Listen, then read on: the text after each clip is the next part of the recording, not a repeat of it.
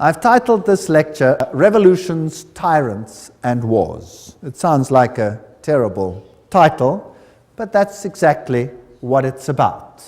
Here is an interesting quote from Popery, Puseyism, and Jesuitism. At what then do the Jesuits aim? According to them, they only seek the greater glory of God, but if you examine the facts, you will find that they aim at universal dominion alone. You see, Rome had lost universal dominion, and the Protestant Reformation had been a major problem in this issue, a major problem. They have rendered themselves indispensable to the Pope, who without them could not exist, because Catholicism is identified with them.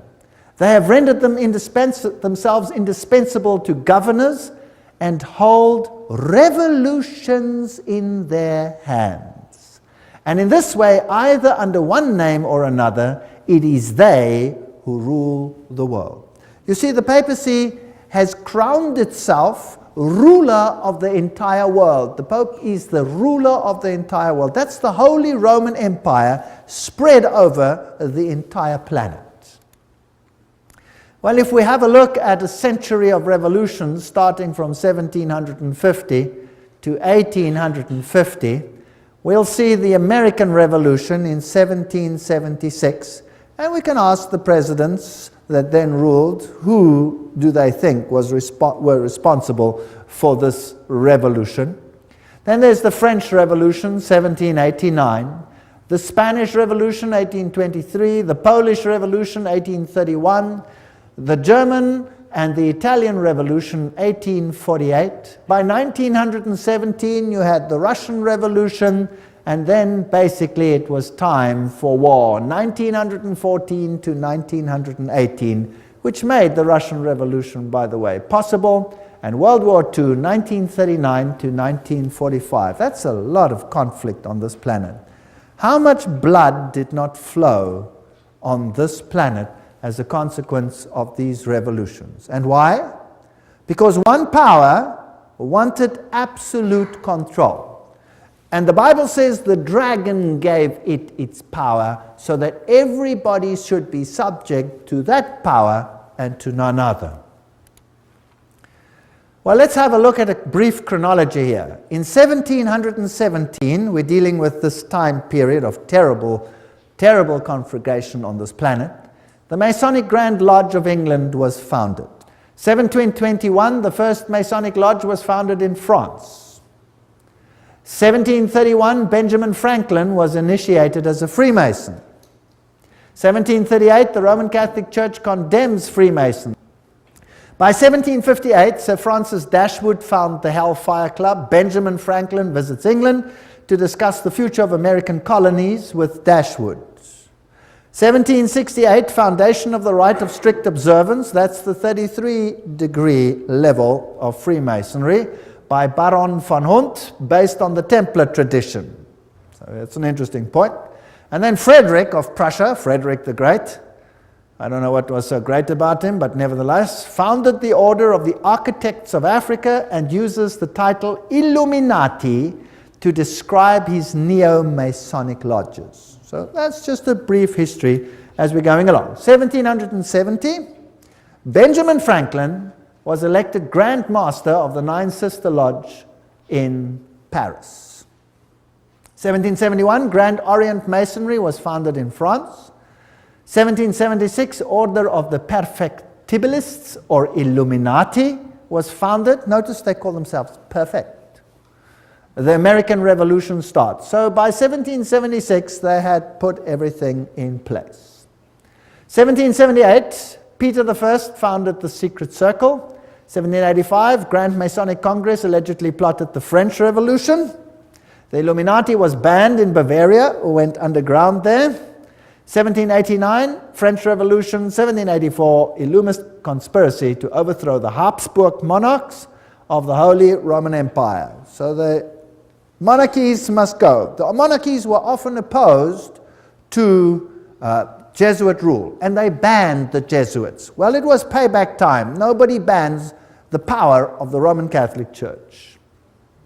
In 1816, John Adams wrote to President Jefferson, Shall we not have a regular swarms of them here in as many disguises as only a king of the gypsies can assume, dressed as painters, publishers, writers, and schoolmasters? If ever there was a body of men who merited eternal damnation on earth and in hell, it is this society of Loyolas. They didn't mince words in those days, eh? Wow. That's the new Jesuits. There's the quote. Everything I say has got a quote. Now, many writers warned of this great conspiracy of the Jesuits. Samuel Morse, remember, the founder or the inventor of the Morse code, wrote, "The author undertakes to show that a conspiracy against the liberties of this republic, the United States, is now in full action. Under the direction of the wily Prince Metternich of Austria, who, knowing the impossibility of obliterating this troublesome example of a great free nation by force of arms, is attempting to accomplish his object through an agency or an army of Jesuits. The array of facts and arguments going to prove the existence of such a conspiracy will astonish any man who opens the book with the same incredulity as we did." So, those are the people that the presidents believed were behind all these conspiracies. President Abraham Lincoln himself said the Protestants of both the North and the South would surely unite to exterminate the priests and the Jesuits, if they could learn how the priests, the nuns, the monks, which daily land on our shores under the pretext of preaching their religion, are nothing else but emissaries of the Pope, of Napoleon III, who was a high Freemason, of course, and other despots of Europe, to undermine our institutions, alienate the hearts of our people from our constitution and our laws, destroy our schools, and prepare a reign of anarchy, here as they have done in Ireland, in Mexico, and in Spain, and wherever there are any people who want to be free. That's quite a statement. 50 years in the Church of Rome, the priest Father Chiniki wrote, he used to be a Catholic and then became a Protestant. "This war would never have been possible without the sinister influence of the Jesuits. We owe it to popery that we now see our land reddened with the blood of our noblest sons." Abraham Lincoln, 1865, 16th President of the United States. Lincoln's private letters that were burnt by his son Robert, restated by Charles Chiniki, who was the personal confidant of the President. In a letter dated 22 January 1870, Mazzini wrote to Pike. Now, Albert Pike is this high Mason who wrote the manual, if you like, of Scottish Freemasonry. He said the following: "We must allow all of the federations to continue just as they are. It must appear as things are as they were in the beginning, with their systems, their central authorities, and diverse modes of correspondence between high grades of the same right, organized as they are at present, but we must create a super right, which will remain unknown, to which we will call those Masons of high degree, whom we shall select. With regard to our brothers in Masonry, these men must be pledged to the strictest secrecy. Through this supreme right, we will govern all Freemasonry, which will become the one international center, the more powerful because its direction will be unknown." Now, Albert Pike wrote a letter to Mazzini, and that was dated August 15, 1871, in which he propagated that there should be a world order, a one order where all nations are under the control of one central organization. And in order to achieve this, they planned the First World War, to overthrow the power of the Tsars in Russia, protector of orthodoxy, and bring about an atheistic communistic state. Did that happen?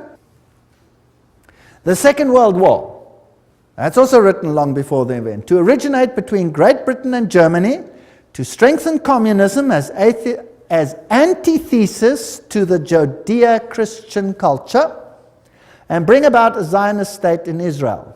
Did it achieve this objective? Yes? In fact, after this war, Israel, in its present form, was reinstated under the protection of Britain. And then, interestingly enough, a Third World War, a Middle Eastern war involving Judaism and Islam, and spreading internationally. Well, here's another quote, just in case people don't like that quote. Mazzini with Pike developed a plan for 3 world wars, so that eventually every nation would be willing to surrender its national sovereignty to a world government. The first war was to end the Tsarist regime in Russia, the second to allow the Soviet Union to control Europe, the third world war was to be in the Middle East between Muslim and Jews and would result in Armageddon. Interesting. Now, how were they going to do it? Let's read what Albert Pike wrote about these wars and how they were going to be unleashed. He wrote, quote, "We shall unleash the nihilist and the atheist," so the destroyer and the atheist, "and we will provoke a formidable social cataclysm which in its horror will show clearly to the nations the effect of absolute atheism. Origin of savagery in the most bloody turmoil. Then everywhere the citizens obliged to defend themselves against the minority of revolutionaries will exterminate these destroyers of civilization, and the multitude, disillusioned with Christianity, will receive the pure light through the universal manifestation of the pure doctrine of Lucifer. The destruction of Christianity and atheism, both conquered and exterminated at the same time." Wow, what a clever plan. So you rub the two systems which you create up against the other. You create atheism as an antithesis to the Judeo-Christian culture. You have these two clash until they rub each other up, and then out of that you will get a new world order where you have a new religion which is far more esoteric and actually honors Satan. Isn't that a rather clever plan? Well, it's very successful. That is why Ordo ab Cao is the verse, if you like, that Freemasonry uses. This is one of their documents, remember, that I photographed in a Masonic lodge. And Weishaupt is the father of Jacobinism. You will remember that we spoke about that in Revelation chapter 11. And Jacobinism was the power that propagated the French Revolution. And we did this in Revelation chapter 11, where the Bastille was stormed, liberty leading, the goddess of reason was enthroned instead of Christianity. So Christianity was removed and another reign began. The monarchy was deposed, and Louis and his wife lost their heads, the beheading of Marie Antoinette, and that put an end to that monarchy. Then Robespierre, he headed the Jacobin clubs, and a reign of terror commenced, which in its bloodshed and its violence rivals anything that we have seen to date. The great philosopher, if you like, of the French Revolution was Voltaire. Now you can look it up in any Encyclopedia Britannica. They will tell you who Voltaire was. He was a Jesuit. They will say, of course, he was a renegade Jesuit that left the Roman Catholic Church to write against it. No, no, no. He was just playing the role perfectly, because they were setting up an antithesis. Do you remember the promise that a Jesuit makes? That I will take either side and do it perfectly, as long as in the end the Mother Church wins. The social contract, man is born free and everywhere is in chains. One man thinks himself the master of others, but remains more of a slave than they are. That's true. But what if you created the slavery in order to create the misery, in order to create the revolution? Isn't that possible?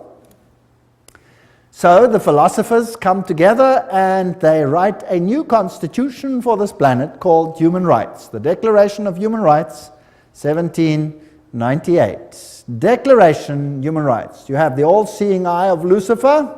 You have the serpent with a tail in the mouth, the life-giving serpent, the eternal serpent. And you have this funny little Jacobin hat over there on the end of the spear. If you look at the whole thing over there. And then you have this bundle of rods tied together, which are called what? Do you remember what they were called? Fasciae. Fasciae. Bundle of rods tied together. And on top of the fasciae, you have this funny little hat, which was the Jacobin hat. And that's what it looked like. There's a better representation also known as the Phrygian cap, once worn in ancient Rome by emancipated slaves as a mark of their freedom, and adopted in the Revolution as the red cap of liberty. Well, that's what they tell you. That's for the Goyim. Let me tell you what it really is. There it is. This is the god Mitra. And there he is slaughtering the bull. And he's using a dog, a snake, and a scorpion, which has got hold of the more delicate parts of this bull. And he's destroying him with unclean animals. This is a war against Christ. Now let's have a look on the side. What does his hat look like? It's the Phrygian hat. So this is Mithraism. And Catholicism is Mithraism. Mithraism was the religion of Persia, it was the religion of Rome, and it is the religion of the Roman Catholic Church. There are 7 grades in Mithraism. The highest grade is called Father. And then you got a congregation. Now, who in the Catholic Church has a congregation and is called Father? The priest, right? And he could be a member of various groups, and so can Catholic priests. They can be whatever. They can be Jesuits, they can be Franciscans, they can be Dominicans, they can be members of various other orders as well. So Cyrus the Great was the first one to bring out the Human Rights Charter. Now the mortal wound, as we had discussed it in Revelation chapter 11, just to refresh your memory, 21 February 1798, Pope Pius is dethroned by Napoleon. His ring was torn from his finger and he died in exile. Now think about this. If Napoleon was a Freemason, then he was under control of whom? Of the Jesuit order. So who sent Napoleon to Rome to take the Pope captive? The Jesuit order. Why? Well, I've thought about this a lot. Within the Roman Catholic Church, there are numerous orders, and there has not always existed perfect harmony. In fact, the Jesuit order slowly took control of all the orders. The Knights of Malta, for example, did not lightly give up their power seat, but are now subject to the Jesuits. The Dominicans were at loggerheads with the Jesuits. For example, the papacy took the Inquisition away from the Jesuits and gave it to the Dominicans, which created tremendous tension. And in the French Revolution, it was the Dominican order that was destroyed there, not the Jesuits. They controlled the issue. So there were some issues within the church itself that also had to be sorted out to get complete control of the situation. It was even so that at the Council of Trent, many a Roman Catholic stood up and said, the Word and the Word alone. Don't think that everything in the Catholic Church has always been negative towards the Word. No. And Martin Luther must have made an impact as well. And so there were many that weren't in line. So the church itself needed a purging. And then there was another problem. And this problem was this, that the Reformation had fingered Rome as the Antichrist. Now, if the Reformation fingers Rome as the Antichrist, any move that seems to emanate from Rome will be looked at with what? Suspicion. So why not destroy the papacy, apparently, and then resurrect it and at the same time purge it of everything that is contra, and then resurrect it as a final power in complete control of these organizations. Does that make any sense? That would be a neat trick. And then anything that happened thereafter with a weak little papacy over there would be disregarded. It cannot be from them, it must come from elsewhere.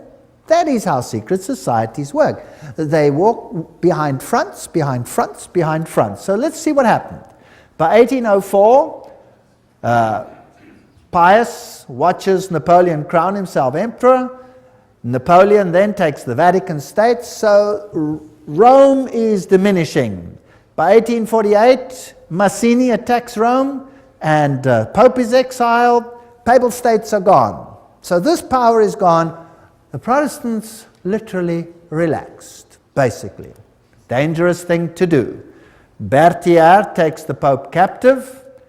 Weishaupt and his fellow Jesuits cut off the income to the Vatican by launching and leading the French Revolution, by directing Napoleon's conquest of the Catholic Europe, and by eventually having Napoleon throw Pope Pius VII in jail at Avignon, until he agreed, note, as the price of his release, to re-establish the Jesuit order. It had been banned, even in the Catholic Church, imagine that. So it had worked underground.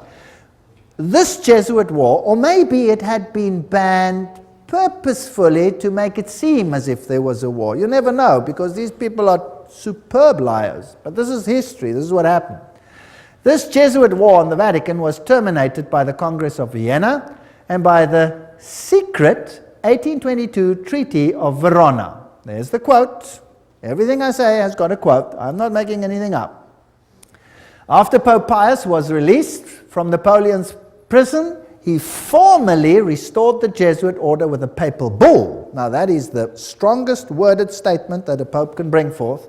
In 1814, and the Pope added in this bull, if any should again attempt to abolish it, the Society of Jesus, he would incur the indignation of Almighty God and of the holy apostles Peter and Paul.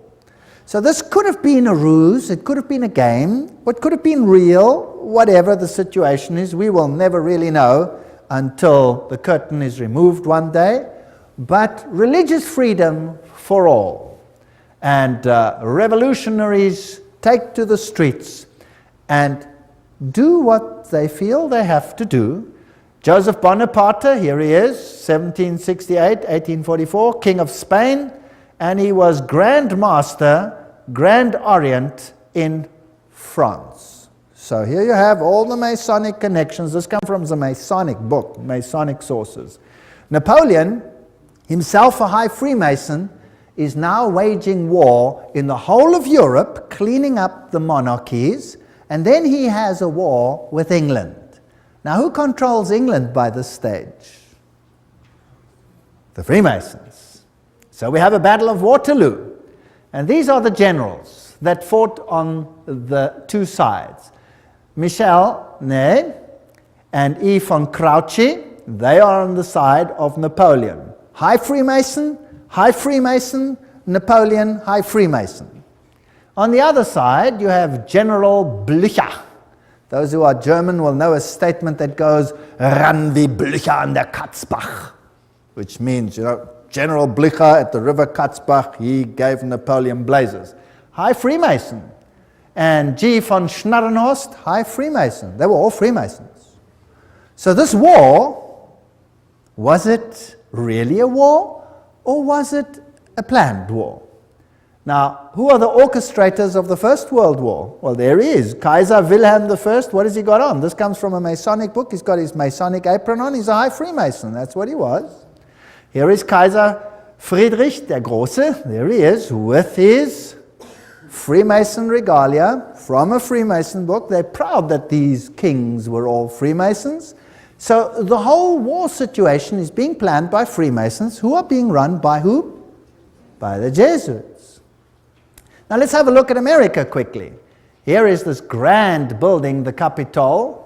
There is the foundation stone, and it says, laid Masonically, September 17, 1932. Okay, so by that time, America was ruled by Freemasonry. Of course, the people are totally unaware. The institutions continue as before, but they are all being infiltrated. If you look at the architecture, the eagles, the symbolism, what you have is sun worship. You have Mithraism displayed here. The street plan of Washington is Masonic. You have the upside-down goat of Mendes in the street plan. Then you have the compass and the set square, and everything is in blocks of 13, and the Masonic temples are on the 13th Street, etc. The whole street plan of Washington is Masonically laid. So it's dedicated to Lucifer. Of course, the people are unaware of this. The White House is then built with this tremendous stela over there, the height of which is 555 feet. Not 666, that belongs to someone higher in Rome. This is 555. And isn't it interesting that 555 is the number that Hollywood uses? Have you ever heard when they say, what's the telephone number on any TV program or any one of those? Oh, it's 555, blah, blah, blah, blah, blah. Have you heard of that? It's dedicated to Hollywood. By the way, at Hollywood is the wood they use to make a witch's staff. So it's dedicated to Lucifer. It's witchcraft. But that's just besides the point. So here is the stela. Who laid these foundations? The Freemasons. So let's ask them what it means. Here is the Encyclopedia of Freemasonry. You're going to get a better source from that. Obelisks were originally erected in honor of the sun god. The connection comes from the Egyptian worship of the phallus. So there stands a male, whatever, in the White House. So we don't have to go. It's dedicated to Osiris and to Isis. And anyway, that is the structure over there. The military structure is a pentagon, which is the high center of the pentagram into which, for example, 13 witches would step in order, 12 around one, in order to propagate a curse. So this is also a witchcraft structure. So it's just a building, but it has certain connotations. Then France, the one that has this new philosophy for a new world, sends a gift to the United States, the Statue of Liberty. So let's ask UNESCO what it means. UNESCO says the 7 rays emanating from Mitra's halo, there's the god Mitra, symbolize the triumph of the forces over the forces of darkness. Now, you must understand that Lucifer says that Michael and his angels represent the forces of darkness, that Yahweh is the devil. Isn't that terrible? You remember that? We did that. And here, UNESCO tells us that the head of the Statue of Liberty is adorned with Mitra's 7 rays. The flame she holds is a sun symbol. So this is the torch of Lucifer. Because it doesn't matter whether Lucifer is male or female, he's androgenic in his story. Here is the foundation stone.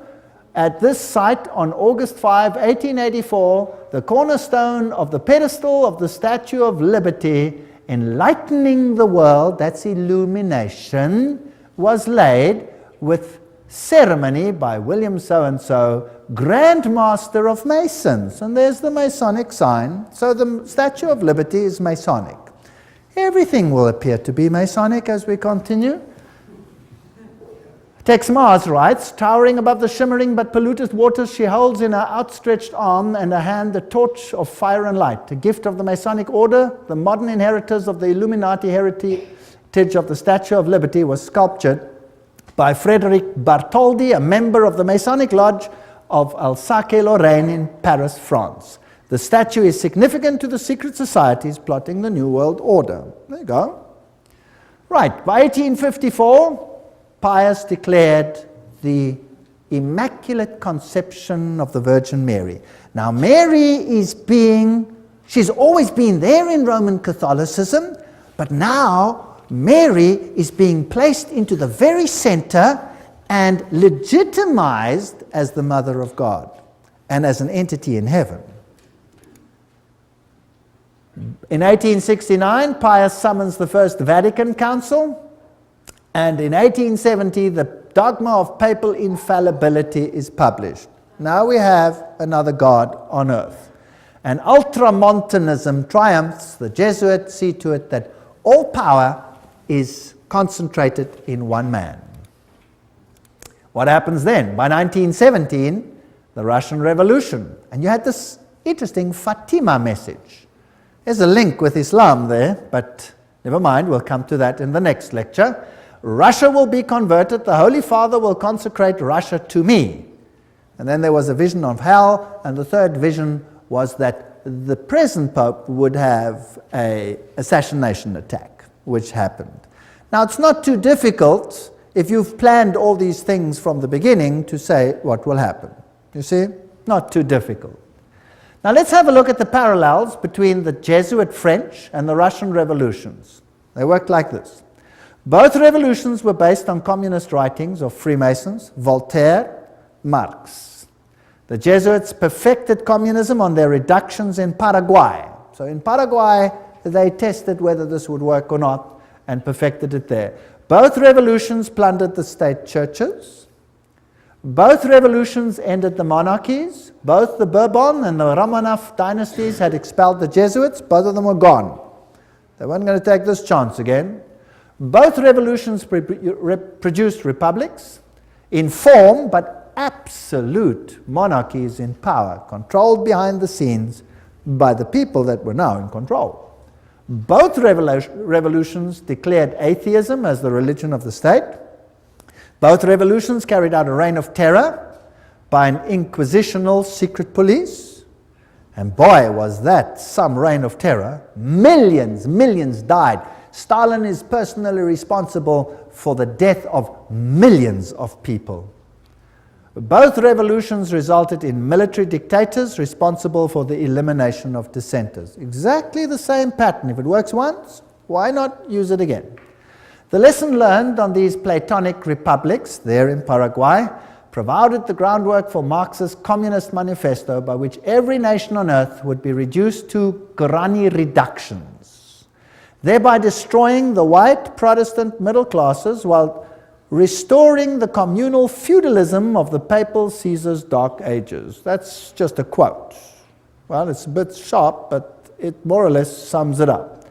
So Karl Marx, by 1844, wrote the Communist Manifesto. That's when he wrote it. That's when it was published, 1848. By 1928, Papal Nuncio in Germany leads the Catholic powerful center party to the right and helps skyrocket Adolf Hitler to power. Now, who's Adolf Hitler? By 1929, Pius disbands the Catholic Party. It's done its job, and people are ready to vote. And in the same year, he crowns himself sovereign ruler of the world. What arrogance. Now the Pope is sovereign ruler of the world. In the same year, he signs the documents. Now a ruler has to have a country, and he gets his papal state back, the smallest state in the world. And the papacy now again qualifies as a political entity. Now, it had been dead, it was no longer a political entity, so the beast was mortally wounded, and now it gets its power back, and now it qualifies as a beast again. Its wound was healed, isn't that correct? That's why the San Francisco Chronicle, almost quoting the Bible, says that while they signed this document, the wound was healed in this display. Now we're ready for war. 1934. In Yugoslavia, an organization called the Ustashi is formed. What a disgusting organization. Founded, and they assassinate King Alexander of Yugoslavia. Now, the Ustashi is a military organization with basically Nazi features, and they slaughtered the Serbs. They slaughtered the Orthodox people and forced them to become Catholic or to die. One of the two. And nothing is ever said about this tremendous slaughter that took place over here. 1941, Croatia declares itself independent, and the slaughter begins. This is the man who is now Pope, Cardinal Secretary of State, Eugenio Pacelli. There is his family, all of them Masonic connection, and of course, they have the Banco di Romano at their disposal with Rothschild money.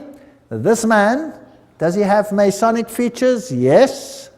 Here he is at his election. His cell number was 13, a very important number in Freemasonry.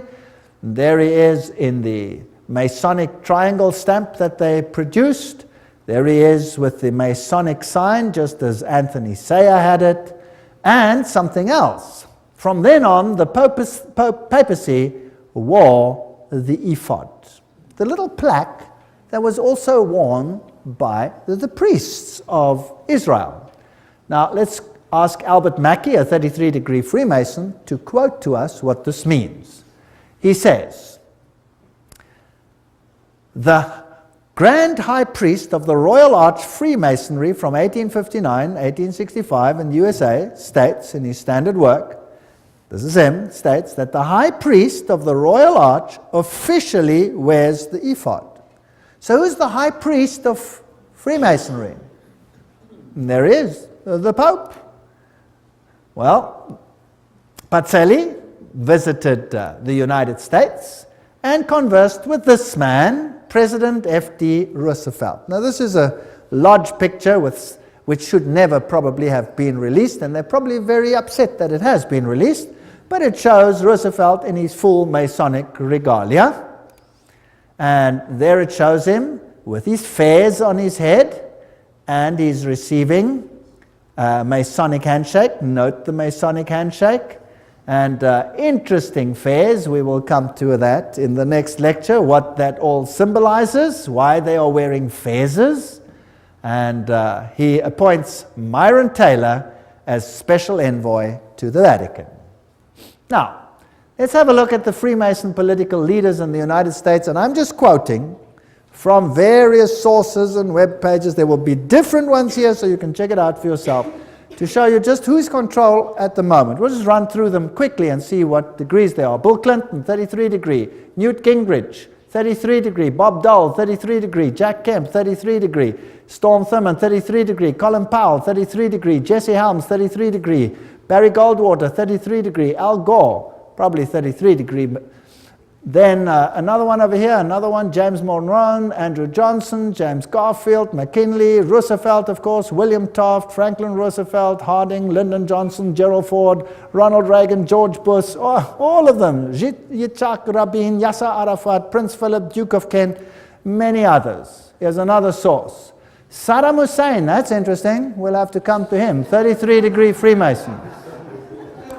Tony Blair, 33 degree. Gerhard Schröder, Prime Minister of Germany, if you like, President, 33 degree. Benjamin Netanyahu, 33.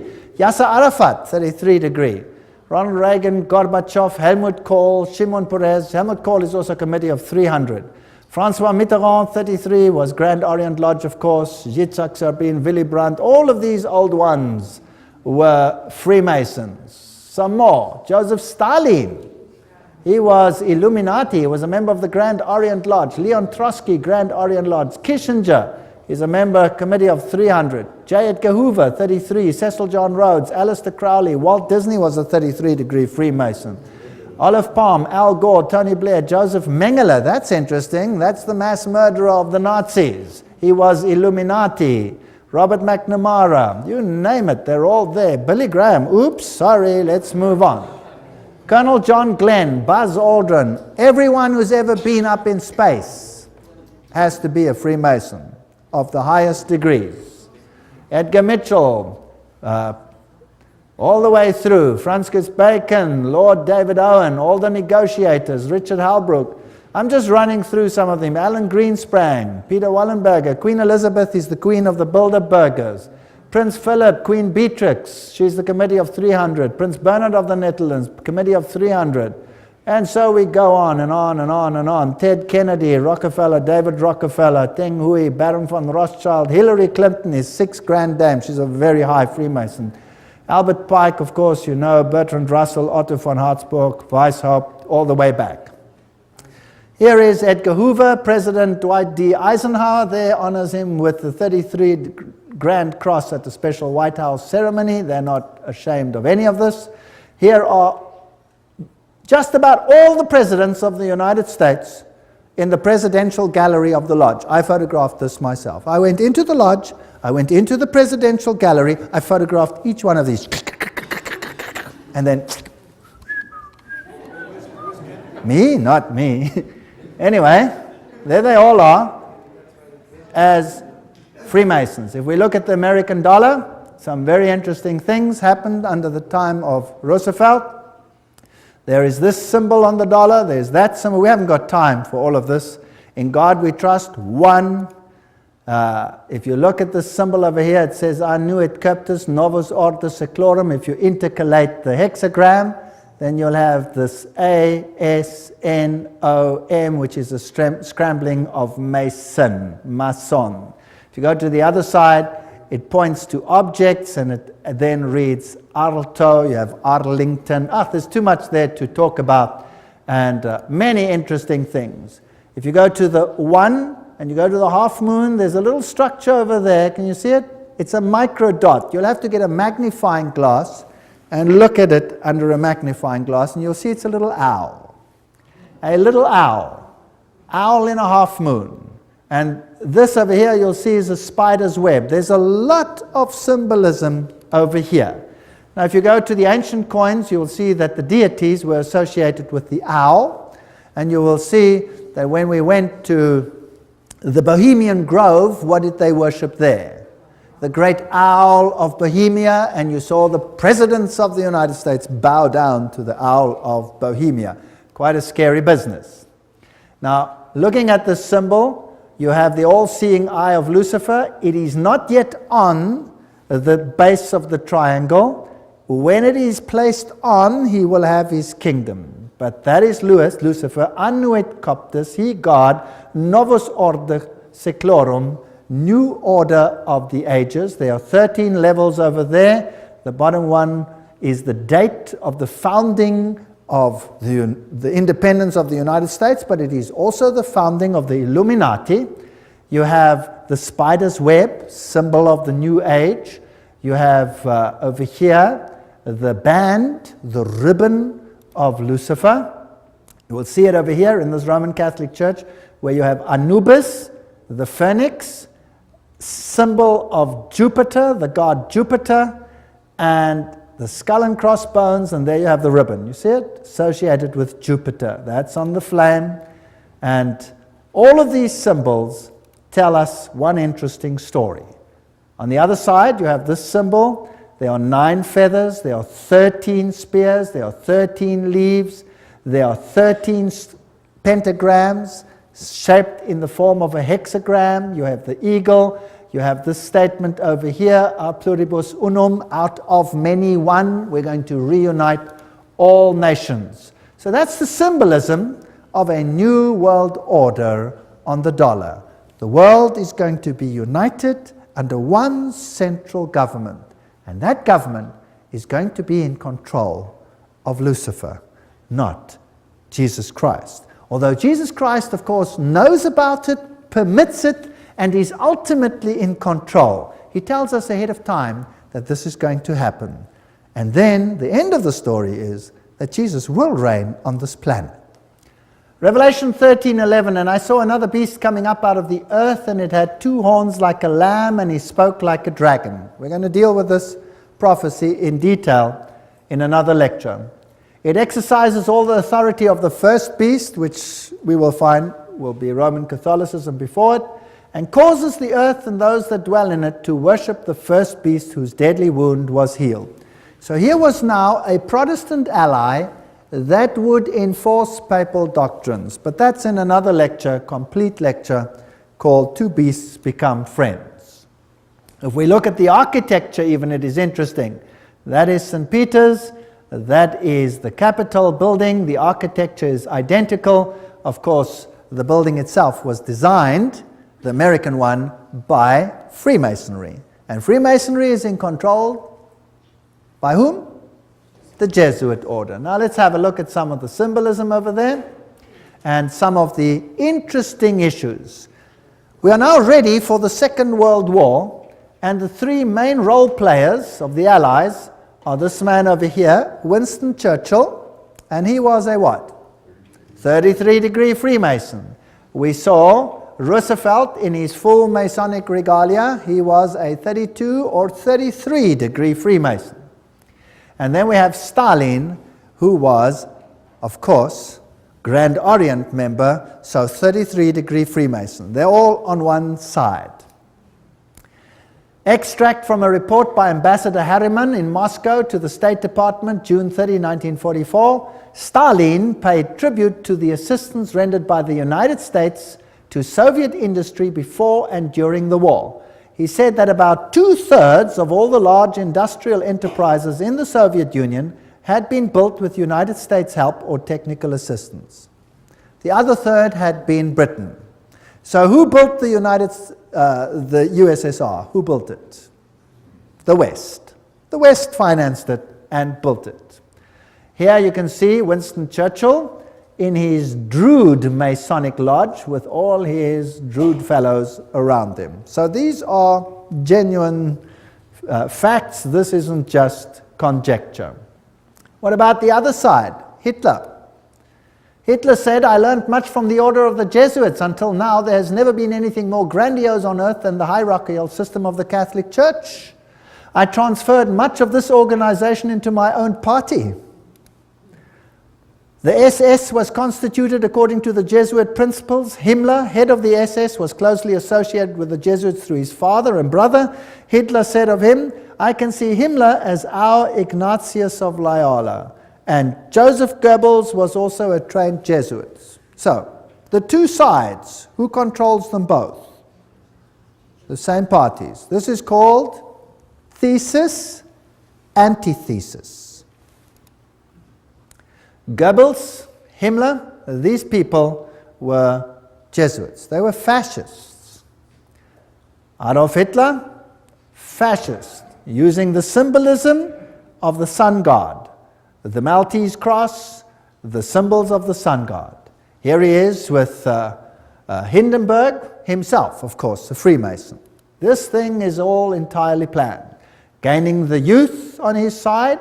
One of the principal Catholic personalities to help Hitler to power was Franz von Papen. And Franz von Papen, of course, leader of the Catholic Party, helped to skyrocket Hitler to power. So the Catholic Church skyrocketed Hitler to power. And these are posed pictures. They have Masonic meaning, but we'll get to that later. The Reichsadler, chosen as the symbol, Masonic symbol. And the supposed happy alliance in the beginning, which then deteriorates. Here you see the salute with the Masonic activities associated with it. Here he is together with the church leaders. And here you can see the cardinals giving the Heil Hitler salute. So the church was very much involved with the Nazi movement. There is a bunch of cardinals giving the Heil Hitler salute. The Pope and the Führer, you will recall that even to this day there is tremendous anger about Pope Pius having now been declared on his way to sainthood because of his connection with the Nazi movement.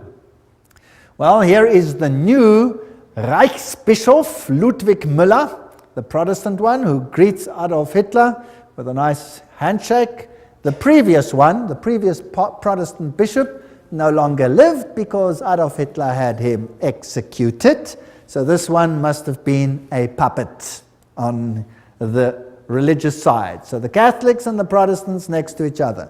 Now understand the war. Let's think about the war. Who is the problem in terms of the Roman Catholic Church? Firstly, the Orthodox Church in the East had been a problem. The First World War sorted that out. The Tsar had been removed, and the Orthodox Church had been subjected, as were all the churches, to make it look right, by atheistic communism. But the leaders of communism were all Catholics. In fact, I have traveled in many of those countries, and the old people all told me, now we understand why the leaders of the communist regimes, why they all attended the Catholic Church. Why, if they were all atheists, were they such good Catholics? Well, this mighty army is built up, but Germany is divided. The north of Germany, and particularly the east of Germany, is all Protestant. They're Lutherans. And they are skeptical of the papacy. Whereas the south of Germany is all Catholic. In the Orthodox countries, like the entire USSR, you have the Orthodox Church controlling the mindset of the people. Now, since the takeover of communism, that has been reduced or subjected, and the Orthodox Church has been subject to the state. Now comes this mighty war. The symbols being carried here are the symbols of Lucifer. They're also used in Theosophy. There you can see them. There's the swastika, the all seeing serpent. And Adolf Hitler himself was a tremendous occultist. Of course, as a Jesuit insider, he would be. But of course, his outer garb of religion was Catholicism. You'll find the same swastika on the foot of Buddha. And as I recall, as I told you before, it was a Jesuit priest, Father Stempfler, not Hitler, who really wrote Mein Kampf. So a Jesuit wrote the book. The SS has the same symbols as the Skull and Bones people. The skull with the crossbone, meine Ehre, heißt Treue. My honor means Treue, to be loyal, loyalty. The SS had been organized by Himmler according to the principle of the Jesuit order and became basically the new, if you like, Inquisition. And anybody who did not obey the system was destroyed.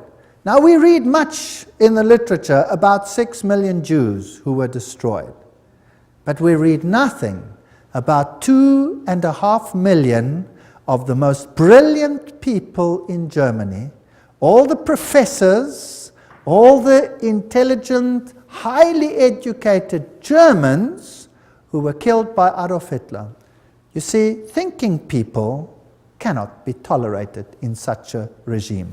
Downgrade the mindset. We must have serfs and elite, Goyen, catechumens, cattle, and then the super illuminists. How irritating. Remember that the Jesuit magazine, Civiltà Cattolica, house organ of the Jesuits, says quite frankly, fascism is the regime that corresponds most closely to the concept of the Church of Rome. Fascism is fascinating, excuse the pun. Fascism has one central leader. You see, Pope eventually, one central leader, total control over the people, yet the people believe that they are free because they are getting everything that they require. Unlike communism, they may have property rights, but the property rights are qualified, and I'll come to that in a later lecture in case you are duped into that. Now here are these fasciae. Let's have a look at them. The bundle of rod accompanied by an axe or a spear, which symbolized power over life and death, carried by the Roman official as symbol of authority. Under the Republican conflict or praetor, starting on an expedition, he took his vows on the Capitoline Hill, where the Vatican sits today. This is very symbolic. He acclaimed imperator, in other words, leader by his troops. He decked his fasci with a laurel, and on his return deposited the wreath upon the Capitoline Hill. Everything leads to Rome. Fascinating story. So where you find the fasciae, you must know that Rome is behind it. Fascist regimes use the fasciae. So fasciae can look like that with an axe, or the axe can go through, or it can be a spear like it was in the French Revolution. These are fasciae. Now where do we find the fasciae? Well, in 1888, campaign poster of incumbent President Grover Cleveland, Benjamin Harrison defeated them, but later he won. Cleveland was re-elected to a non-consecutive term. There his eagle is standing on 2 fasciae. See it? Fascism, hidden in the United States. Do you know the United States should be as far as the East is from the West from fascism, isn't it? Well, isn't that fascinating? The US Capitol building, if you go right to the tippy-toppy, that's what you have. Fasciae, fasciae, fasciae, fasciae. So the United States eventually is going to become a fascist state. Nobody would have believed that 50 years, 100 years ago, 10 years ago, maybe not even 5 years ago. Today, what does it look like? Is there mighty state control over every single one, just like in the times of the SS? If you move, is there a new law coming out which will watch the people of the state? Yes or no? Yes, Patriot Bill, have you heard of that? All kinds of interesting laws coming out. Now, what type of government is that? Interesting. There it is. Did you know that the fasciae here, fasciae behind the rostrum podium of the House of Representatives in Washington, D.C., Note the back of the chair resembles a golden axe. There it is, the axe and the fasciae. So they knew this all along. They're just waiting for the opportunity, biding their time. Ancient Roman coins with the fasciae. Here is a fasciae on the back of a dime in America, with a flame there, fasciae on a US dollar, and presidents sitting next to fasciae is Washington. Even Abraham Lincoln sat on a fasciae chair. Here's the insignia of the National Guard. It has fasciae. There are fasciae in the Statue of Liberty. Let's read what Anthony Sutton, remember this man who wrote about Skull and Bones, educated at the University of London, Gottingen, California, research fellow, Hoover Institute. This is an important man. Let's see what he has to say. How the order creates war and revolution. Talking now about Skull and Bones, which is the Illuminati, which is the Jesuits behind the scenes, as we have seen. Operational history of the order can only be understood within the framework of Hegelian dialectic process. Hegel, the great man who said, always create two directions. Thesis, antithesis, rub them up against the other. Who cares how many people die in the process? Then you have synthesis. Then you get what you actually want. From this axiom, it follows that controlled conflict can create a predetermined history. For example, when the Trilateral Commission decided managed conflict, etc., we read this quote before, so I'll just skip it. The synthesis, that's which comes together, sought by the establishment is called the New World Order. Without controlled conflict, this New World Order will not come about. Random individual action of persons in society would not lead to this synthesis. It's artificial. Therefore, it has to be created. So you hear about a war here and a war there and a revolution here and a revolution there. Revolutions have to be financed. You never hear where the money comes from to finance them. Who finances the revolutions? Who runs them? You see? So you have Nazis against Soviet Unions, North Korea, North Vietnam, ad nauseum against the United States. The conflict built profits while pushing the world ever closer to a one-world government. Now, isn't it logical that that's what Satan wants? He wants a one-world government. So, in Hegelian philosophy, the conflict of political right and political left, or thesis and antithesis in Hegelian terms, is essential to forward movement of history and historical change itself. Have you noticed that every country has a left party and a right party? Have you heard about that? And your country has it too, otherwise there would be no point to vote, right? Two of them. Now, let's have a look how this is worked. President Woodrow Wilson made this statement. This is now a president speaking. Some of the biggest men in the United States in the fields of commerce and manufacturing know that there is a power so organized, so subtle, so complete, so pervasive, that they had better not speak above their breath when they speak in condemnation of it. Aha, so here is a power that controls things. Karl Marx in Das Kapital posed capitalism as thesis and communism as antithesis. Now you'll have Jesuits clamoring for capitalism and you'll have Jesuits clamoring for communism. The clash of opposites must, in the Hegelian system, bring about a society neither capitalist nor communist. That's synthesis. Moreover, in the Hegelian scheme of events, this new synthesis will reflect the concept of the state as God and the individually as totally subordinate to an all-powerful state. If you don't do what the state says, sizzle fits. That's what Adolf Hitler practiced. 2.5 million Germans, sizzle fits, gone. What then is the function of Parliament? Now take note, I'm not saying this, I'm reading it. I get criticized for this statement. You cannot believe. Please don't criticize me. Write to these people. I'm just quoting. What then is the function of a parliament, a congress, for Hegelians? These institutions are merely to allow individuals to feel that their opinions have some value, and to allow a government to take advantage of whatever wisdom the peasant may accidentally demonstrate. All right? Now let's see how Hegel puts it himself. This is now the great philosopher Hegel where the politicians bow down to him. He says, by virtue of this participation, subjective liberty and conceit with their general opinion, individuals, can show themselves palpably efficacious and enjoy the satisfaction of feeling themselves to count for something. In other words, we're just idiots. So if you vote, who are you voting for? I'll tell you who you're voting for. I always say this. They vote for the devil in pink or the devil in blue. The vote makes no difference. It's a joke. Politics is a joke. War, the organized conflict of nations for Hegelianism, is only the visible outcome of the clash between ideas. As John Dewey, the Hegelian darling of modern education system, puts it, he's in control of the whole new world education. War is the most effective preacher of the vanity of all merely finite interests. It put an end to the selfish egoism of the individual, by which he would claim his life and his property as his own or as his family's.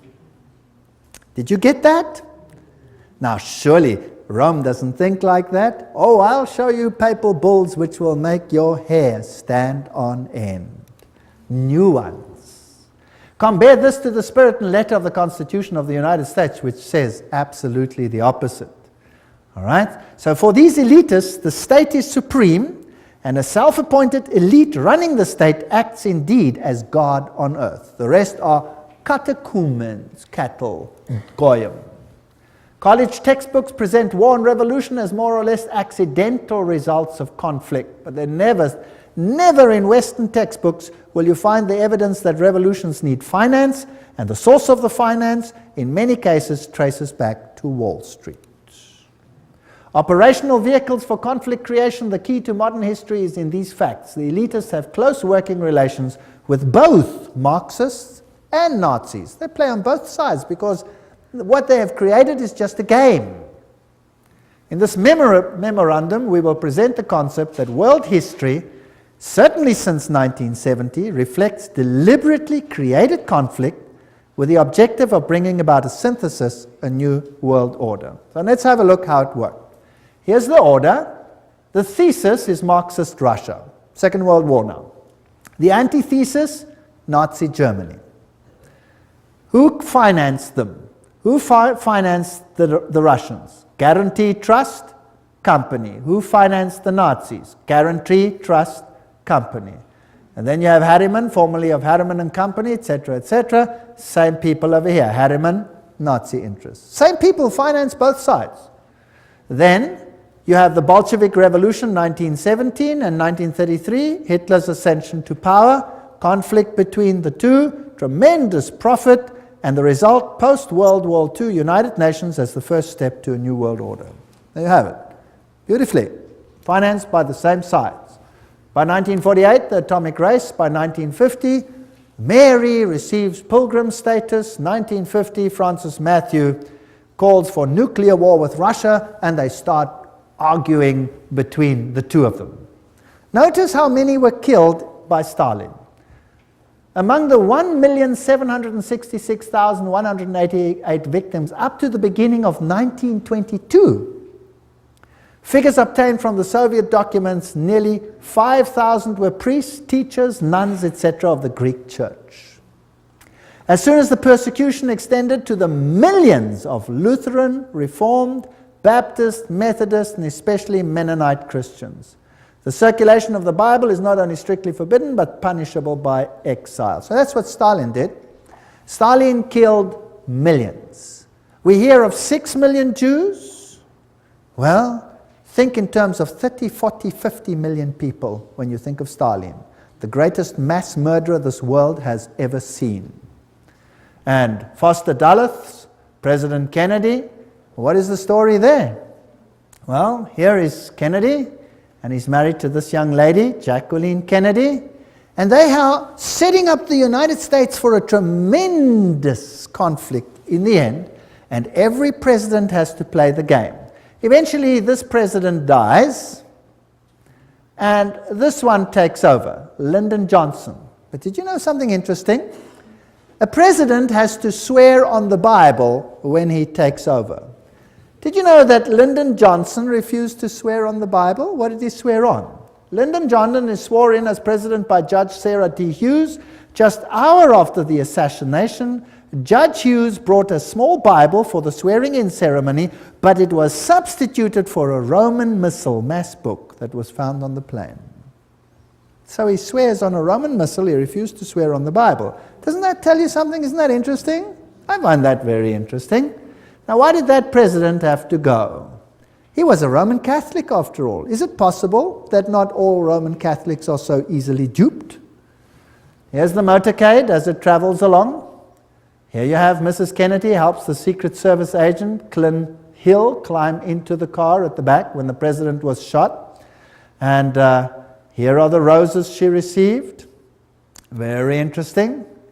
Here is Dallas, 11/22. On November 22, 1963, John Fitzgerald Kennedy, 35th President of the United States, visited Dallas.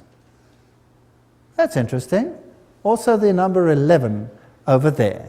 That's the building. Here's the building from which he was apparently assassinated, from that window, so they say. There it is, a little bit larger. And here's the plaque where they have written what happened over here. On November 22, the building gained the national notoriety when Lee Harvey Oswald, and somebody did the trouble to underline allegedly, shot and killed President John F. Kennedy. And most people don't believe that Lee Harvey Oswald shot the president. The president's car came down the street. That tree was not yet there and was apparently shot from that window over there. And it happened approximately where I'm standing relative to this picture. Now notice as he comes down here, he's traveling on this side of the road. And imagine hordes of people standing on either side. And here is a little uphill. And when you go further into the hall over here, there was a picket fence. And if you looked from the picket fence, you could look down onto the street. And apparently, when the shots were fired, over 100 people, including the police, didn't run this way, but ran up this embankment towards the picket fence. Now, why did they run to the front of the president and not from behind the president? Apparently, they say, Lee Harvey Oswald shot him from behind, and he was the only one who shot, and he shot from behind, and he hit him over here. A very, very fantastic shot, by the way, if it is so. It only has a little problem. The president's head didn't go forward, it went backwards, and it hit him here in the throat. And there was a small entry wound in the front and a huge one in the back. So from where was he hit? From the front or from the back? He was hit from the front. Not only that, there were shots from other places along the side, and there was an intercalation which all hit the president. There is even evidence that the driver himself, who happened to be left-handed, rotated and shot the president himself with a pistol as well. He had multiple shots. Of the witnesses that ran towards the picket fence, over 100 of them, almost all of them, except for one or two ladies who were ridiculed, were assassinated themselves. Is that not strange?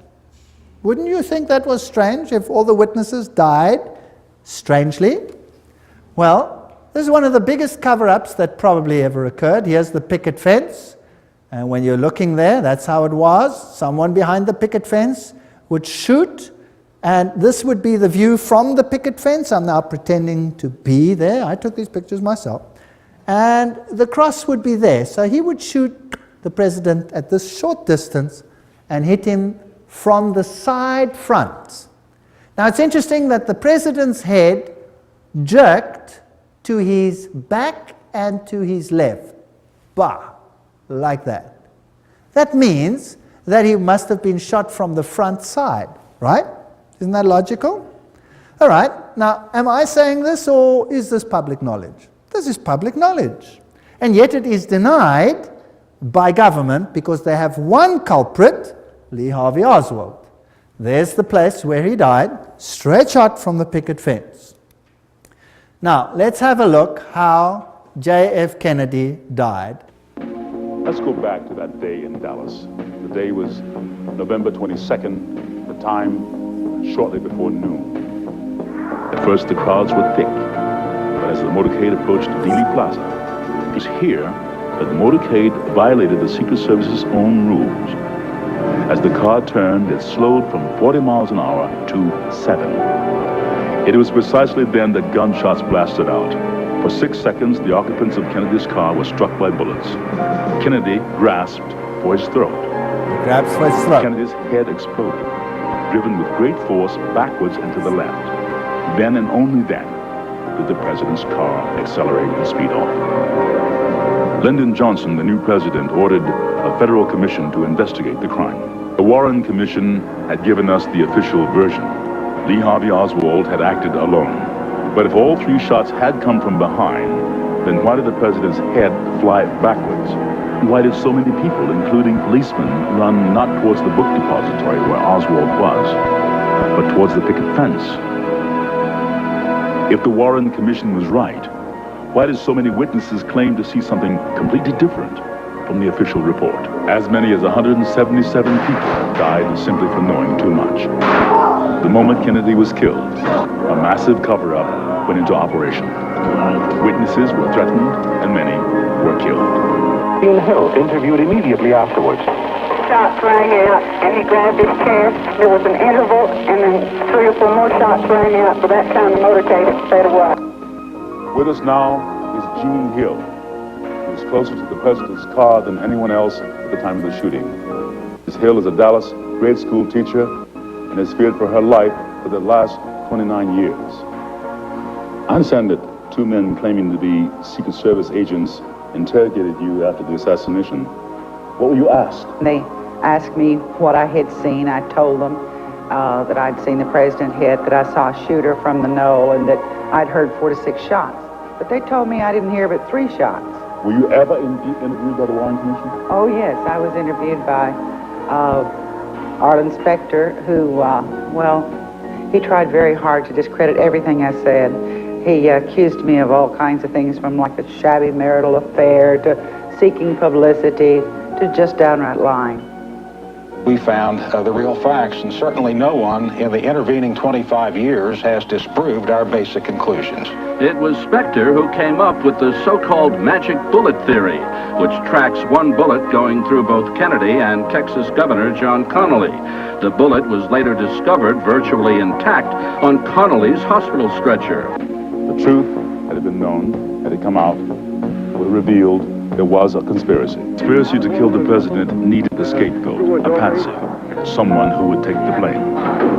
There were many things you weren't supposed to see, like the paraffin test given to Oswald. It proved conclusively that Oswald had not fired a rifle that day, or the spy camera found in Oswald's possessions, issued to him by the U.S. government, or Oswald's letter to a Mr. Hunt, requesting his next assignment. The only Hunt we know of in this case is Howard Hunt of the CIA, who shared the same office with Oswald in New Orleans. The office belonged to Guy Bannister, formerly with the FBI. Not only was this address on Oswald's supposedly pro-Castro leaflets, but the account Oswald used to print the leaflets belonged to the CIA. Howard Hunt with the CIA, Guy Bannister with the FBI, and Lee Harvey Oswald, all in the same office.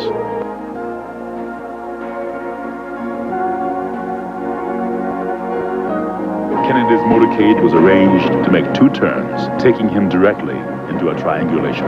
The first shot came from the picket fence. It hit Kennedy in the throat. The second shot came from the Dow Tex building, next to the book depository. It entered Kennedy's back. The third shot came from the southwest corner of the book depository, 7th floor. It hit Connally. The fourth shot came from the Dow Tex.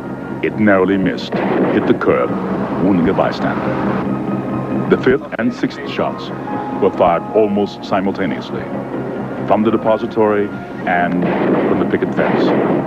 Both hit Kennedy in the head, one from above, moving him forward. Then, an instant later, one from the front, tossing him back.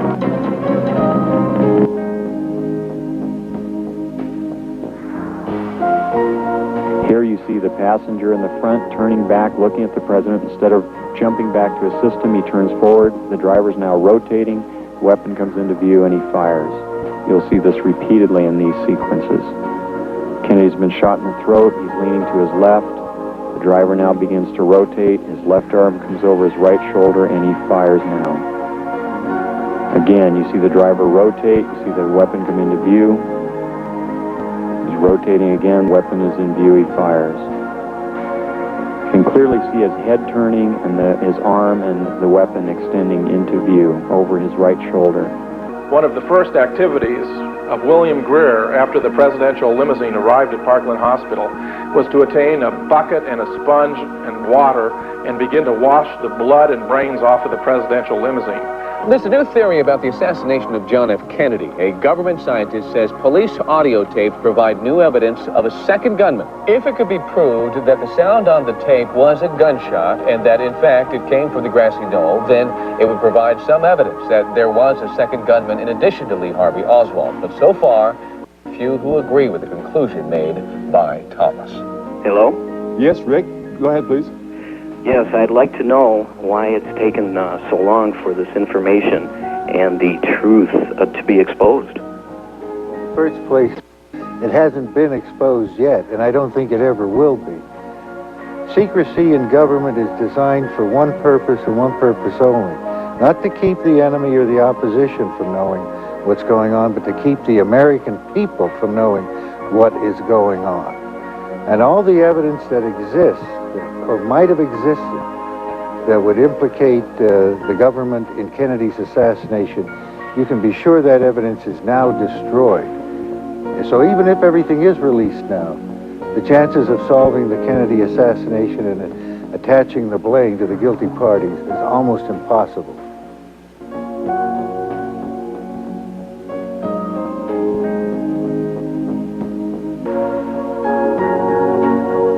Kennedy was changing the status quo. He decided he could no longer trust the CIA. He was transferring covert operations directly to the Joint Chiefs of Staff.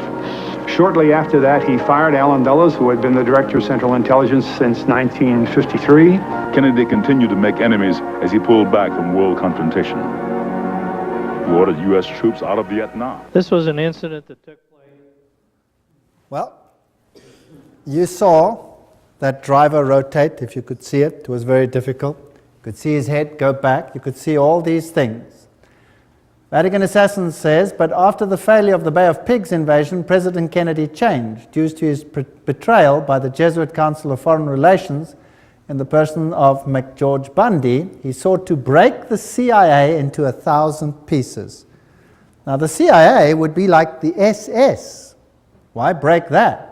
Then he called for a return to America's currency to the gold standard. That was a major problem that would stop the Federal Reserve. And another thing that he said, I will separate church and state. I think that was a big mistake that he made in the eyes of the Jesuits. Remember that Loyola said, finally let all with such artfulness gain the ascendant over princes, noblemen, and magistrates of every place, that they may be ready at our beck even to sacrifice their nearest relations and most intimate friends when we say it is for our interest and advantage. That's fascinating. We know, of course, that Jacqueline Kennedy was raised in a Jesuit convent, but let's leave it there.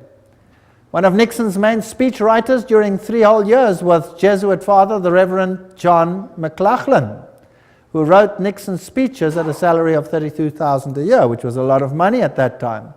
And the next presidents, one of the next ones, Gerald Ford, there's his own signature, 33-degree Freemason. I took this picture myself in the Masonic Lodge.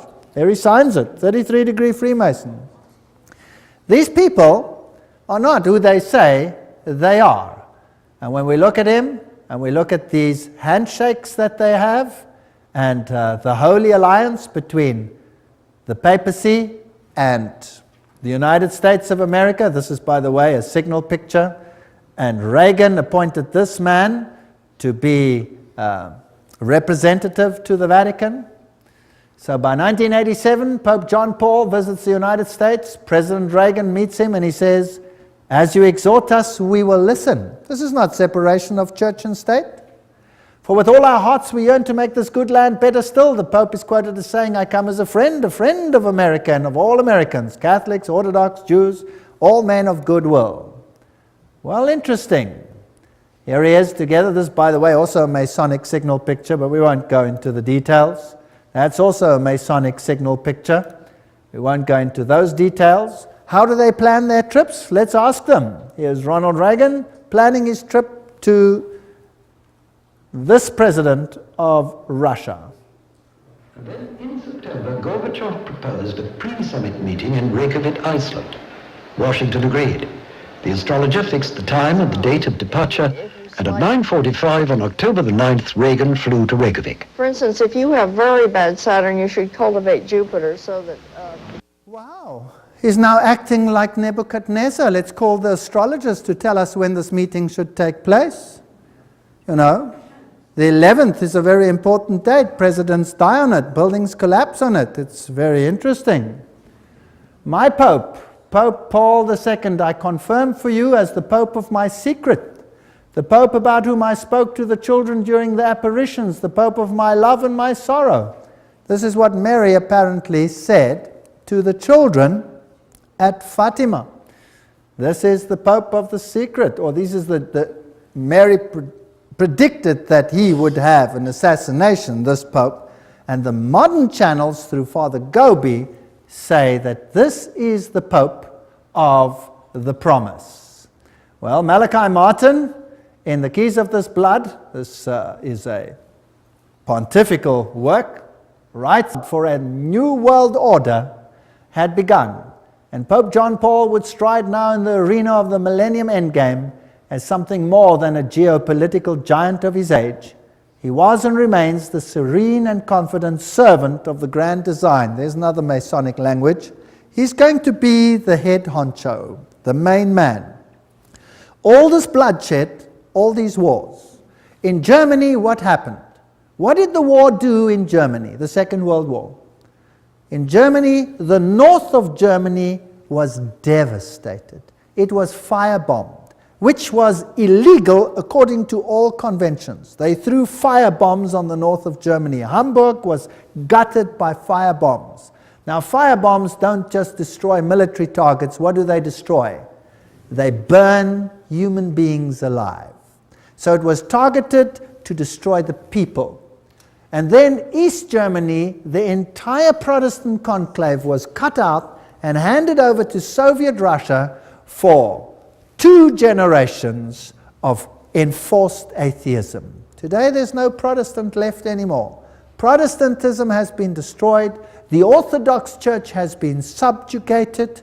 All of them are subject to Rome. Millions of Serbians died. Millions. It has been a slaughter in the last centuries such as this world has not seen. Why? To gain full control of the world. The Pope sits on the altar of Chorazim. This is when he visited Jerusalem and Israel recently. Israel.